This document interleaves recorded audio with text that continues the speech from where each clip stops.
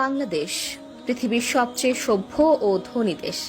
এখানে ভাইরাল হওয়া মানে অশিক্ষিত আর বেহায়ার জনপ্রিয়তা, জ্ঞান, মেধা বা আশ্রম নয়। এটাকেই সফলতা মনে করে মাথা মোটারা। এখানে সরকারি হাসপাতালগুলোতে ডাক্তারের জন্য একজন অ্যাসিস্ট্যান্ট রাখা হয়, এদিকে অ্যাসিস্ট্যান্টের জন্য আরো একজন অ্যাসিস্ট্যান্ট রাখা হয় এবং ইন্টার্নশিপ ডক্টর দিয়ে চিকিৎসা করানো হয়। এখানে বাচ্চারা স্কুলে যাওয়ার বয়সে মিছিল মিটিং এ যায়, ক্লাস ক্যাপ্টেনের দৌড়ে নয়, এরা এলাকার পাতি নেতা হতে চায়। এখানে স্কুল এবং কলেজগুলোতে ক্লাস টিচারের কাছে প্রাইভেট না পড়লে আপনার জীবন তেজপাতা বানিয়ে দেওয়া হবে। এখানে টাকা ধার নিয়ে ভুলে যাওয়া যেন সবার অন্যতম গুণ। আপনার কাছ থেকেও যদি কেউ টাকা ধার নিয়ে থাকে তবে ভুলে যান যে সেই টাকা আর কখনো ফেরত পাবেন।